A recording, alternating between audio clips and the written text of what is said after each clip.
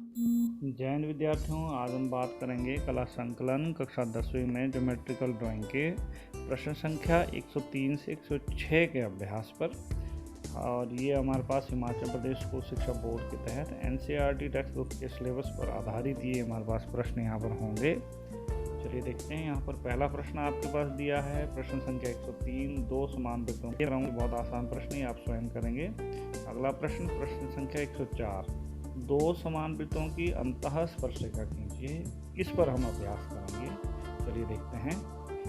यहाँ पर मैंने पहले दो समान वृत्त पहले ले लिए, समय थोड़ा सा बच जाता है, तो दोनों वृत्तों के केंद्र को एक दूसरे के साथ यहाँ पर हम मिला के और इनका हम समद्विभाजन यहाँ पर करेंगे, जैसा कि आप देख पा रहे हैं।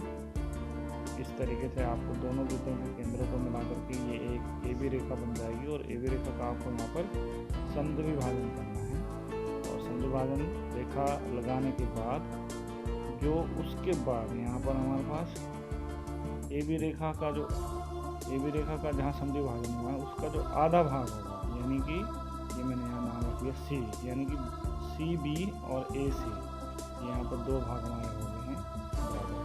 किसी भी एक भाग को आप फिर से दो समान भागों में बांट दीजिए। मान लीजिए मैंने यहाँ सी बी भाग को दो समान भागों में विभाजित कर रहा हूँ इस तरीके से, और ये दो समान भागों में विभाजित करने के बाद आपको इसकी समद्विभाजन रेखा मिला देनी है। अब जहाँ ये तो आप यहाँ से जहाँ इसका समद्विभाजन हुआ है, जैसे इसका नाम आपने यहाँ पर रखना है।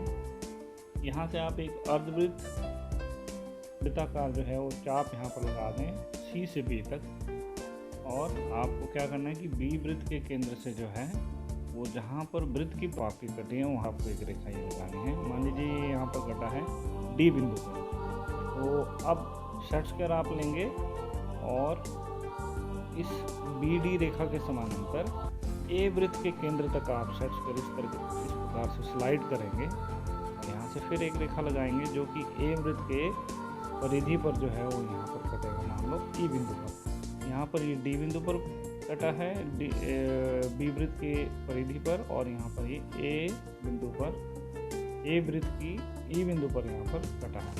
इस प्रकार से हमारा ये प्रश्न पूरा हुआ। अगला प्रश्न देखेंगे कि दो असमान अस्पर्श वृत्तों की बाहरी स्पर्शिका खींचिए। बहुत ही इंपॉर्टेंट प्रश्न। दो असमान वृत्त लेने हैं आपको यहाँ पे, यानी कि एक छोटा और एक बड़ा असमान वृत्त लेंगे। और यहाँ पर आप ध्यान दें कि बड़े वृत्त की अपेक्षा जहाँ ये आया वहाँ पे आप ए वृत्त इसका नाम मार्क कर दीजिए। आप ध्यान दें, यहाँ मैं बता रहा हूँ कि बड़े वृत्त की अपेक्षा छोटा वृत्त जो है आपको वो काफ़ी छोटा यहाँ पर लेना है, क्योंकि यहाँ पर बड़े वृत्त के अर्धव्यास में से छोटे वृत्त का व्यास माइनस हो जाना है। तो ये अगली प्रक्रिया के लिए आपको यहाँ पर ये ध्यान देना है। दोनों वृत्तों के केंद्रों को मिला देंगे और इसका हम पहले की प्रश्न की भांति यहाँ पर हम इसका समद्विभाजन यहाँ पर कर देंगे, और इस समद्विभाजन करने के बाद इसकी समद्विभाजक रेखा मिला देंगे। समद्विभाजन आप करेंगे और इसकी समद्विभाजन रेखा यहाँ पर मिला देंगे। और अब ये समद्विभाजन रेखा मिलाने के बाद यहाँ पे हम फिर जहाँ ये समद्विभाजन हुआ है वहाँ से हम इस तरीके से अर्धवृत्ताकार एक चाप लगा देंगे रचना के लिए, प्रश्न की रचना के लिए। और ये डॉटेड रेखा हमने या डॉटेड चाप हमने यहाँ पर लगानी है, जैसा कि आप देख पा रहे हैं। इसके बाद आप देख लीजिए। अब अगला जो मुख्य इसका प्रश्न करते हैं वो यहाँ पर प्रारंभ होगा। हमने बड़े वृत्त के अर्धव्यास को मापना है और इसको मार्क करके इस तरीके से इसको मापिए और छोटे पर मार्क करके वहाँ पर उतनी एक रेखा लगा दीजिए। यह है ए वृत्त का अर्धव्यास। अब बी वृत्त के अर्धव्यास को माप लीजिए, उसको भी इसी प्रकार से हम जो है छोटे पे मार्क करके इसके नीचे जो है वो हम फिर दोबारा से मार्क करेंगे। यहाँ पर हम तुलना करेंगे और इन दोनों का जो है कि ये कहाँ जैसे हमने लगाई है। अब इसके बाद हमने इसका अंतर स्पष्ट करना है, यहाँ पर अंतर निकालना है दोनों का। यानी ए वृत्त के अर्धव्यास में से बी वृत्त के अर्धव्यास को माइनस करना है। अब आप यहाँ पर भी इसको डायरेक्टली कर सकते हैं कि ए वृत्त के अर्धव्यास बी वृत्त के अर्धव्यास को ए वृत्त के अर्धव्यास में माइनस कर दीजिए वहाँ से आगे की तरफ। आगे जो बचा हुआ हिस्सा है वो ए बिंदु से आपको सी बिंदु तक प्रकार खोल के इस तरीके से चाप लगानी है। बस आपको यहाँ पर सिर्फ चाप ही लगानी है, पूरा वृत्त लगाने की जरूरत नहीं है। 8th क्लास में हम जो है वो वृत्त लगाते थे, वो लगाने की आवश्यकता नहीं है। अब ये जहाँ अर्धवृत्ताकार चाप और ये सी बिंदु से उठी हुई चाप जहाँ कटेगी उसके साथ मिलके आपको एक रेखा ऊपर की ओर लगानी है, जो कि आपको ए वृत्त की परिधि पर यहाँ पर मान लो ई बिंदु पर यहाँ पर पड़ता है। अब आपको ई और ए रेखा के समानांतर यहाँ से बी वृत्त के केंद्र तक आपको इस तरीके से हिलना नहीं चाहिए सेट स्क्वायर। इस तरीके से बी वृत्त के केंद्र तक आपको ये सेट को स्लाइड करना है और वहाँ पर आपको इस तरीके से रेखा लगानी है, इस तरीके से, जैसे कि आप देख पा रहे हैं। ये ए और बी दोनों वृत्तों की परिधि पर जहाँ पर ई और एफ बिंदु है वो आंसर पॉइंट है और वहाँ से आपको इस तरीके से ये स्पर्श बाह्य स्पर्श रेखा यहाँ पर लगानी है। तो हमारा ये प्रश्न यहाँ पर रहता है। अगला प्रश्न यहाँ पर हम देखेंगे कि अगला प्रश्न हम यहाँ पर देखेंगे कि दो असमान अस्पर्श वृत्तों की अंतःस्पर्श रेखा खींचिए। आपको दो असमान अस्पर्श अंतःस्पर्श रेखा वृत्तों की अंतःस्पर्श रेखा खींचने के लिए आपको पहले छोटे बड़े दो आपको यहाँ पर वृत्त लेने हैं।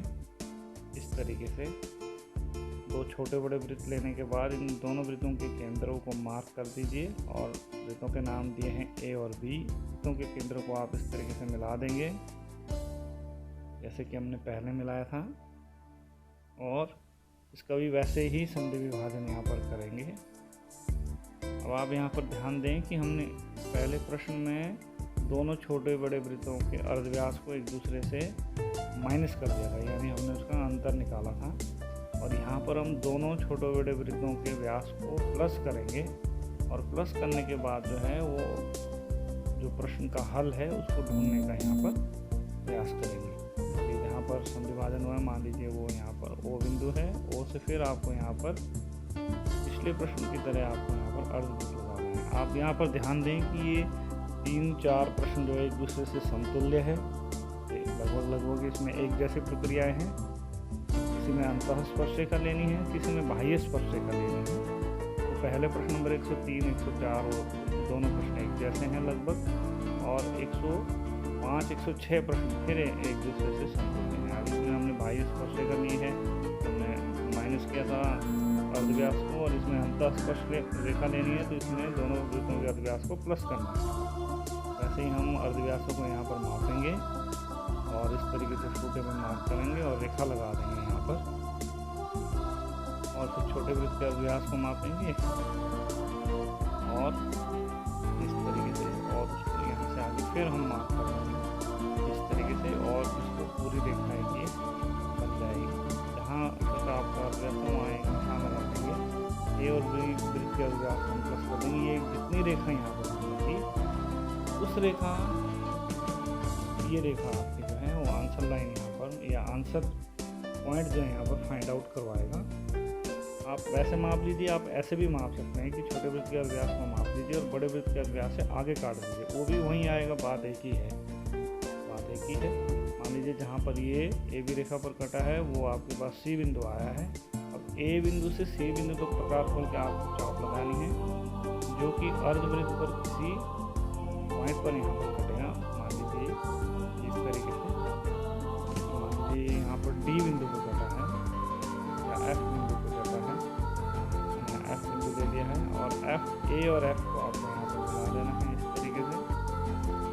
और अब फिर सेट कर लेना है और ए एफ रेखा के समानांतर बी वृत्त केंद्र तक आपको जो है वो यहाँ पर सेट्स पर स्लाइड करना है। देखिए ये सेट्स पर स्लाइड करने वाली जो प्रक्रिया है, ये ज्योमेट्री और ड्राइंग में समानांतर रेखा लगाने के लिए बेसिकल जिसको बोलते हैं बेसिक इसका जो है वो मेथड है, तो आपने बहुत ज़रूरी सीखना है। ये आप स्केल ड्राइंग, ज्योमेट्रिकल ड्राइंग काफ़ी जगह ये आपको प्रयोग होता है। इस प्रकार से दोनों वृत्तों की परिधि पर हमारे पास ये बिंदु स्पर्श रेखा लगानी पड़ेगी आपको है।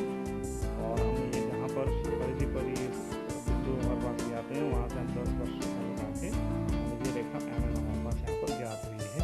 इस पर विद्यार्थियों, तो इस प्रकार से हमारे पास ये तीनों ही प्रश्नों पर अभ्यास यहाँ पर समाप्त होता है। आपको जहाँ भी प्रश्न समझ आए वहाँ वीडियो रोक के आप प्रश्न समझें और ध्यान से उसको